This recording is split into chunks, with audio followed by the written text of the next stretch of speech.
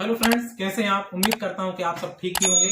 और मैं हूं मोहन चक्रवर्ती। एक बार आपका फिर से वेरी वेलकम है यूट्यूब चैनल में।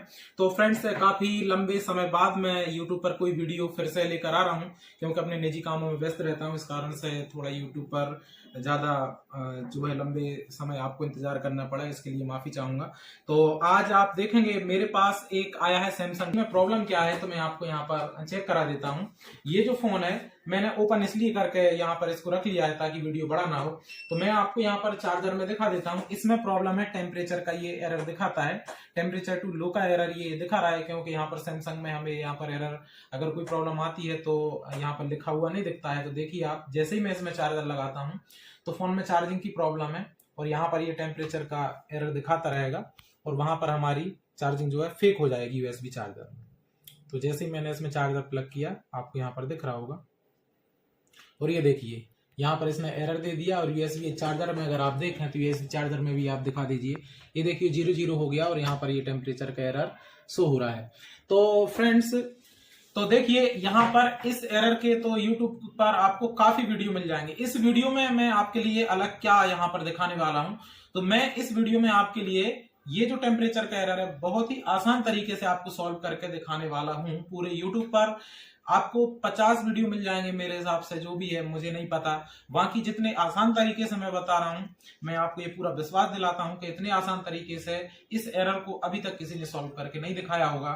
तो मैं इसमें क्या करने वाला हूं, तो मैं सर्किट डायग्राम की तरफ आपको थोड़ा सा लेकर चलता हूं। मैं सर्किट डायग्राम में थोड़ा सा आपको यहाँ पर बताता हूं, एक्सप्लेन कुछ करता हूं, और उसके बाद इसमें मैं आपको वर्क करके दिखाता हूं। तो आइए चलते हैं सर। तो यहाँ पर देखिए मैंने यहाँ पर सैमसंग A725 का यहाँ पर सर्किट डायग्राम ओपन कर लिया है। जैसा कि आपको दिख रहा होगा, ये हार्डवेयर सॉल्यूशन है। यहाँ पर मैंने बिटमैप भी यहाँ पर ओपन करके ऑलरेडी यहाँ पर रख लिया है। तो जैसा कि मैं, अगर आपको, मैं देखिए ये वीडियो थोड़ा सा बड़ा हो सकता है, लेकिन सबसे पहले मैं आपको इसके जो टेम्परेचर का इसमें एरर आ रहा है, मैं सबसे पहले आपको इसका कॉन्सेप्ट समझाऊंगा। और मैं तो वास्तव में बहुत इजी तरीके से 2 मिनट में इसको सॉल्व करके आपको दिखाने वाला हूँ। लेकिन अगर इस एरर के, अगर आप बेस को समझो अगर, तो इसका बेस बहुत बड़ा है। इसके लिए थोड़ा आपको सर्किट डायग्राम का, इलेक्ट्रॉनिक्स का आपको नॉलेज होना चाहिए। तो जैसा कि मैं बात करूं, यहाँ पर आप देखेंगे, यहाँ पर ये हमारा जो है लेआउट है यहाँ पर, और लेआउट में हमारा ये एसओसी जो है, हमारा ये जैक है, जो हमारा चार्जिंग पत्ता।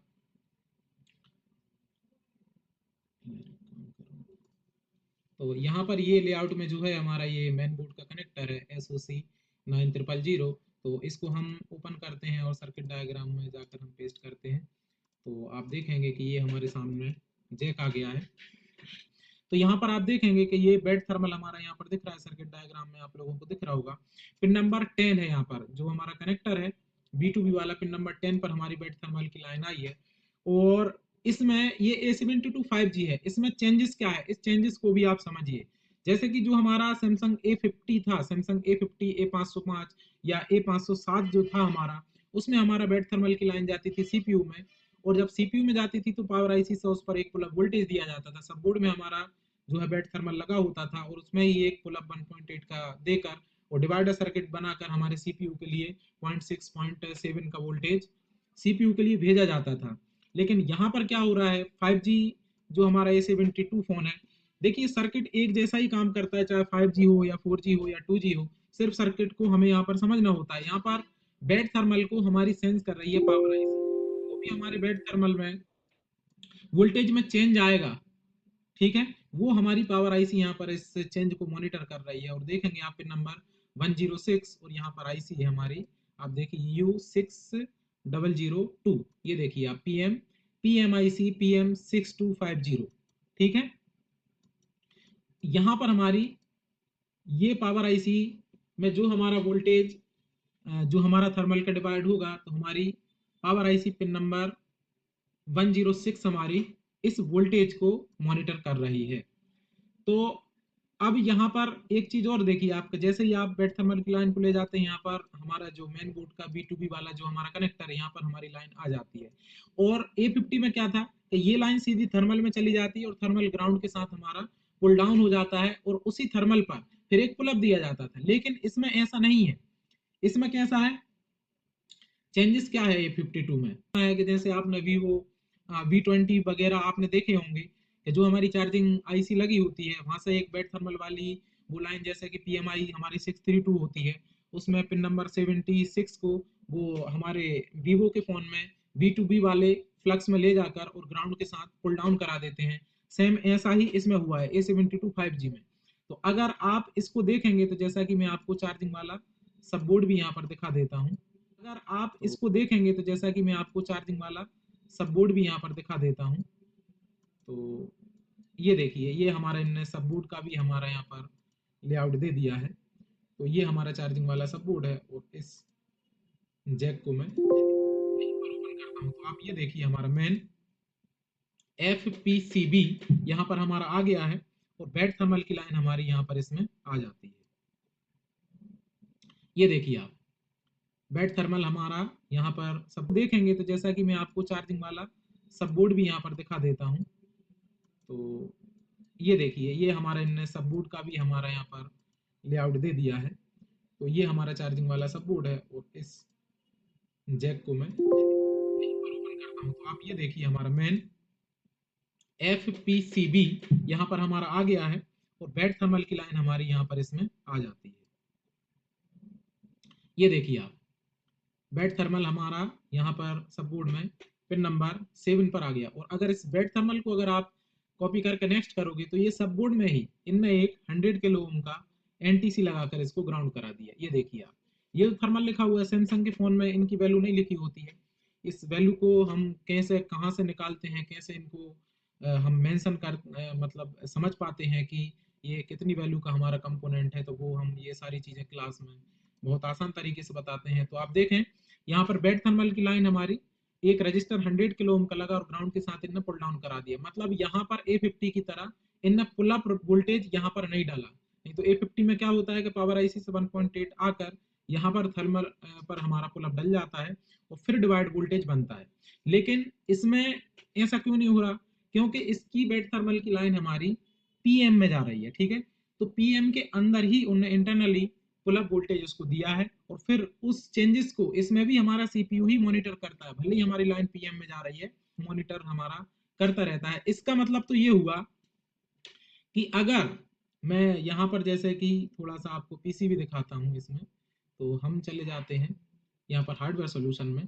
तो वो जो हमारी जो मेन बोर्ड में हमारी जो बेड थर्मल की लाइन थी, अगर हम उसको देखें तो आप देखिए यहाँ पर ये हमारा मेन बोर्ड का B2B कनेक्टर और यहाँ पर आप बेड थर्मल को देखिए पिन नंबर 10, मतलब B2B कनेक्टर की पिन नंबर 10 हमारी बेड थर्मल की लाइन है। और अगर हार्डवेयर सॉल्यूशन में मैं आपको अगर बताऊं यहाँ पर, तो ये काउंटिंग ये सारी चीजें हम क्लास में, क्योंकि सर्किट डायग्राम में आप मदरबोर्ड में आप इसको कैसे समझ पाओगे कि कौन सी वाली पिन कौन सी है, तो ये सारी चीजें क्लास में बहुत ही हम डीप तरीके से स्टूडेंट के लिए समझाते हैं। तो यहाँ पर अगर हार्डवेयर सॉल्यूशन में देखें तो सर्किट डायग्राम के हिसाब से पिन नंबर 10 इसका ये आता है, ये बेड थर्मल की इसमें लाइन है, मैंने आपको यहीं पर बता दिया। इसका मतलब तो ये हुआ कि यहां से इनने लाइन ले जाकर सब बोर्ड में सिर्फ एक 100 किलो ओम का रजिस्टर ग्राउंड के साथ कनेक्ट करा दिया। तो इसका मतलब तो ये हुआ कि हम भी यहाँ पर एक 100 किलो ओम का रजिस्टर, ये पिन नंबर 10 है, यहाँ से इनने इसकी काउंटिंग करी है और ये इसकी पिन नंबर 10 है, यहाँ से 1 2 3 4, ये जो है सर्किट डायग्राम के हिसाब से पिन नंबर हमारी 10 है। तो इस पर हम क्या करेंगे, एक 100 किलो ओम का थर्मल, 100 किलो ओम का थर्मल या फिर 60 या 70 किलो ओम का नॉर्मल रजिस्टर भी हम इस पिन के साथ अगर ग्राउंड के साथ कनेक्ट कर देंगे तो ये थर्मल का एरर हमारा चला जाएगा। तो आइए यही हम मदरबोर्ड में करके देखते हैं यहाँ पर। तो हम क्या करते हैं कि जो हमारा इसमें सबबोर्ड में भी हमें थर्मल मिल जाएगा, उसका भी सबबोर्ड का हम निकाल कर यहाँ पर थर्मल कनेक्ट कर देंगे। वैसे थर्मल की वैल्यू 100 किलो ओम होती है, लेकिन अगर हमारा रूम टेम्परेचर मान लीजिए 25 है तो उसकी वैल्यू हमें 70 मिलेगी। ठीक है, अगर और भी हमारा टेम्परेचर रूम का ज़्यादा है 27 28, तो थर्मल की वैसे ही रेजिस्टेंस जो है हमारी डाउन होती जाती है। तो इसका मतलब यहाँ पर हम 100 किलो ओम का थर्मल तो लगा सकते हैं, लेकिन हम नॉर्मल रजिस्टर यहाँ पर हो सकेगा तो नहीं लगाएंगे, थोड़ा सा वोल्टेज में चेंज आ जाएगा। तो 100 हम ना लगाकर या तो प्रॉपर हम यहाँ पर थर्मिस्टर लगाते हैं एनटीसी, या फिर हम 65 70 किलो ओम के नॉर्मल हम रजिस्टर यहाँ पर कनेक्ट कर सकते हैं, तो हमारी प्रॉब्लम दूर हो जाएगी।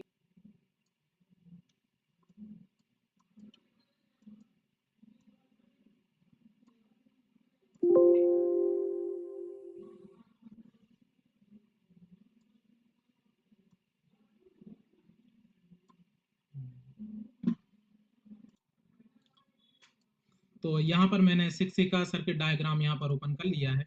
तो 6A के सर्किट डायग्राम से या तो हम 100 किलो ओम का थर्मिस्टर भी हम डायरेक्ट निकाल कर लगा सकते हैं, या फिर हम क्या करेंगे कि एक 47 किलो ओम का रजिस्टर हम लेते हैं और एक हम लेते हैं 20 किलो ओम का रजिस्टर, जो कि हमारी नॉर्मल रजिस्टर की, जो हमारा थर्मल रजिस्टर होता है, अगर हम बात करें तो अगर टेम्परेचर हमारा लगभग इंडिया का लगभग 25-30 हमारा होता ही है, तो अगर हम नॉर्मल रजिस्टर यहाँ पर लगाना चाहें तो 60 to 70 किलो ओम का हम यहाँ पर रजिस्टर लगा सकते हैं। तो हम यहाँ पर थर्मिस्टर न लगाकर नॉर्मल रजिस्टर ही इस पिन के साथ हम पुल डाउन करा देते हैं। तो हम क्या करते हैं, यहाँ पर 47 किलो ओम का रजिस्टर हमें 6 में आराम से मिल जाता है। तो ये 47 के यहाँ पर मैंने 47 के यहाँ पर लिख दिया है और ये 47 के यहाँ पर आ गया है। तो इसकी मैं आपको लोकेशन यहाँ पर बताता हूँ, 6 में ये कहाँ पर लगा हुआ है 47 किलो।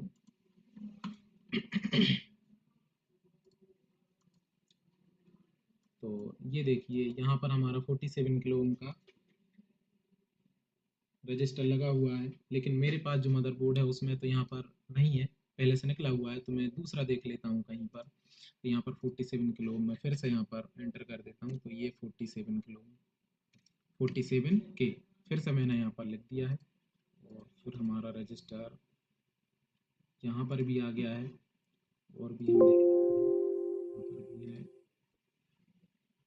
और एक यहाँ पर ये हमारा 47 किलो ओम का रजिस्टर लगा हुआ है। तो ये देखिए आप, ये लगा हुआ है पावर आईसी के कोने में। तो जैसा कि आपको यहाँ पर फोटो में यहाँ पर दिखाई भी दे रहा होगा, हमारा R6208 ये लगा हुआ है। ये देखिए आप, ये पावर आईसी के जस्ट कोने में लगा हुआ है। तो हम इसको रिमूव कर लेंगे और इसके बाद हम एक रजिस्टर ले लेंगे 20 किलो ओम का 20। तो यहाँ पर हम 20 लिख देते हैं, 20 के।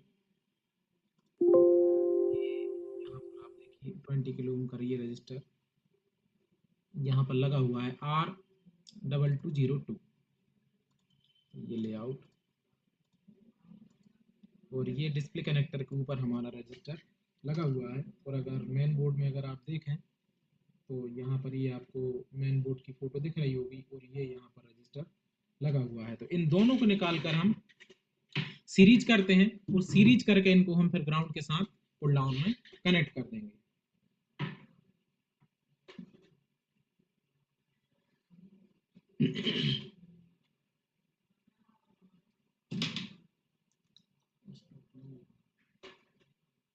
तो ये आपको हमारा मदरबोर्ड दिख रहा होगा और इसके साथ हम ये दोनों रजिस्टर पहले सीरीज में कनेक्ट करते हैं, एक सिरा ग्राउंड के साथ कनेक्ट करते हैं और दूसरे सिरे को हम ले जाकर इस कनेक्टर की पिन नंबर, हमारे मोबाइल की कनेक्टर की पिन नंबर 10 पर हम इस जंपर को कनेक्ट कर देते हैं। तो यहाँ पर कैसा कनेक्ट कर दिया है,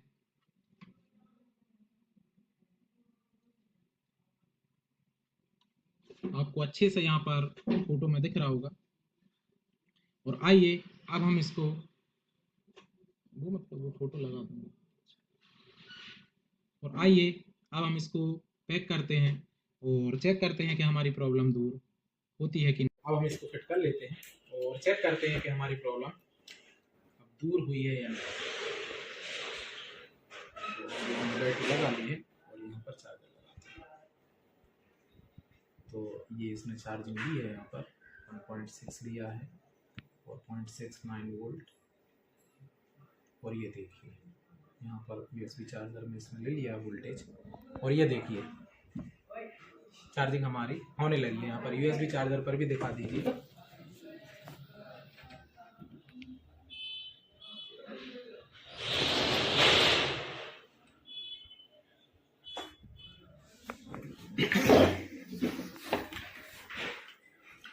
तो देखा फ्रेंड्स आपने कि प्रॉब्लम तो वास्तव में जिन टेक्नीशियन भाइयों के लिए सर्किट का नॉलेज नहीं है उनके लिए तो काफी बड़ी है।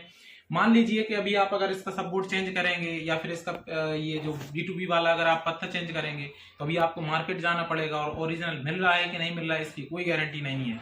इसलिए मैंने 2 मिनट में इसका ये सॉल्यूशन दे दिया है। आप कोई भी अगर ऐसा टेम्परेचर का एरर आता है तो आप ऐसे सर्किट को समझ के, ये सब कुछ सर्किट डायग्राम का नॉलेज ही है कि आप सर्किट को समझ के ऐसी प्रॉब्लमों को आप 2 मिनट में दूर कर सकते हैं। तो फ्रेंड्स, ये मेरा शॉप का वीडियो था, आपको कैसा लगा कमेंट्स बॉक्स में जरूर मुझे कमेंट करके बताएं, और वीडियो को शेयर जरूर कर दें, लाइक जरूर कर दें, और चैनल को सब्सक्राइब भी जरूर कर दें और शेयर भी करें ताकि किसी दूसरे टेक्नीशियन भाई की हेल्प हो सके। क्योंकि यूट्यूब पर काफ़ी वीडियो पड़े हुए हैं, लेकिन इतने आसान तरीके से मैंने इसको आप लोगों के लिए बता दिया है कि आपकी काफ़ी हेल्प होने वाली है। अब आपको मार्केट में ओरिजिनल सब बोर्ड के लिए या B2B वाले बोर्ड के लिए नहीं भटकना पड़ेगा। ठीक है फ्रेंड्स, तो कमेंट बॉक्स में जरूर बताएं, ताकि मैं अगले वीडियो बनाने के लिए मुझे मोटिवेशन मिले, तो मैं आपके लिए ऐसे अच्छे वीडियो लेकर आता ही रहूंगा। मिलते हैं ऐसे ही किसी धमाकेदार वीडियो में, तब तक बाय।